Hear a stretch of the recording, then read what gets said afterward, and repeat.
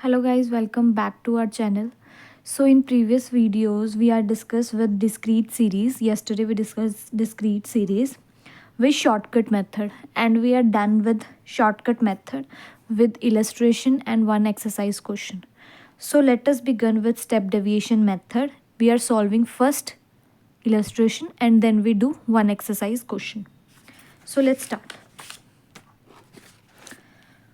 Step deviation method. This method is adopted when deviation from the assumed mean have some common factor. Like we are already discussed कि step deviation method we are already did in individual series कि जहाँ पे step deviation वहाँ method होता है वहाँ common factor होता ही है. और common factor क्या होता है? जो आपका gap होता है. ठीक है. सो अब यहाँ पे हमें क्या क्या फाइंड आउट करना है. अब यहाँ पे assumed mean भी आ जाएगा. ठीक है. यहाँ आपका dx भी आ जाएगा which is x minus A. यहाँ आपका dx डैश भी आ जाएगा which is x minus A over C. Right. और एक हमें यहाँ पे f dx डैश निकालना है. मीन्स यहाँ पे जो हमारी फ्रीक्वेंसी होगी उसको हमें dx का जो सम होगा उससे मल्टीप्लाई करना है. ये सारी चीज़ें हमें निकालनी आती हैं. We already did in the previous formulas. Same है. So let us begin with the example first. Calculate arithmetic mean by the following data by step deviation method. So this is the wages 10, 20, 30, 40 till 90 तक. Number of persons 4, 5, 3, 2, 5, 2, 3, 1, 2. मैंने कल भी बताया था कि जो individual series है उसमें जो हम n लेते हैं वो पूरा वो ही लेते हैं जो हमें प्रोवाइड किया जाता है.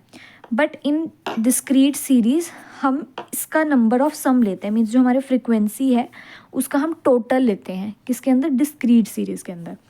ये आपको मैं एग्जांपल के थ्रू समझाऊंगी तो ज़्यादा अच्छा समझ आएगा. जैसे आपके वेजेस हमने लिख लिए यहाँ पे.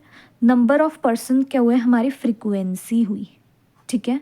तो फ्रिक्वेंसी 4, 5, 3, 2, 3, 1, 2 जितना भी है ये इसका हमने टोटल निकाल लेना है. टोटल हमारा n आएगा. या हम n लिख सकते हैं या हम लिख सकते हैं समीशन ऑफ फ्रीक्वेंसी. क्लियर है बात? उसके बाद द नेक्स्ट थिंग हमें dx निकालना है. सेम x माइनस ए. x हमारा 10 है और a अब हमने अजम्पशन करनी है तो हम या तो हम देखते हैं कि एलिमिनेट करके ऑप्शन आ रहे हैं. अगर हम एलिमिनेट करें तो इधर से ये इधर से 4 तो 50 यहाँ पे अजम्पशन मिल रही है हमें. अगर कोई अजम्पशन नहीं मिलती तो क्या होता है? हम सबसे छोटा नंबर ले लेते हैं. सो 10 माइनस 50 माइनस 40 यहाँ पे हमें क्या चीज़ का ध्यान रखना है? I always repeat in my every video कि हमें क्या चीज़ का ध्यान रखना है? साइंस का ध्यान रखना है कि माइनस का लग रहा है प्लस का लग रहा है. This is the main thing in this question right now. So यहाँ तक हमारा शॉर्टकट मेथड वाला सारा काम हो रहा है इतने तक. नेक्स्ट हमारे पास स्टेप डिविएशन आता है जब तो वो क्या जाता है? D X dash X minus A over C. I already told you that C is a gap. Means 10 में कितना गैप है? 20 में 10 का गैप है. तो यहाँ जो ये बट जो हमें गैप देखना है स्टूडेंट्स, जो हमें गैप देखना है वो हमें x का ही देखना है. 10 माइनस 20, 20, 30, 40 इसके बीच में कितने कितने का गैप है? 10 का गैप है. तो यहाँ x माइनस से हमारा ऑलरेडी सम 40 आया हुआ है तो दोबारा करने की ज़रूरत नहीं है. -40 over C 10. So answer is -4, -3, -2, -1, 0. कोई किसी को अगर कोई डाउट हुआ तो आप कमेंट्स में बता सकते हैं. मैं आपको दोबारा समझा दूंगी. दोबारा एक वीडियो और बना देंगे विद न्यू एग्जांपल्स के साथ. ठीक है.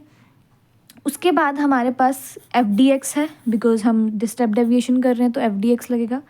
एफ डी एक्स क्या हो गया? I mean F D X dash plus F 4 into -4 -16, 5 into -3 -15, 3 into -2 -6. सो ऐसे ही चलेगा. उसके बाद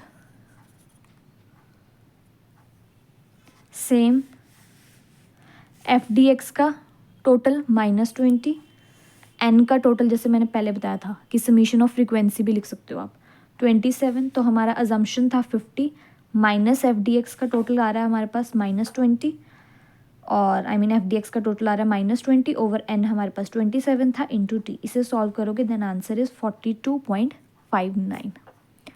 सो ये इलस्ट्रेट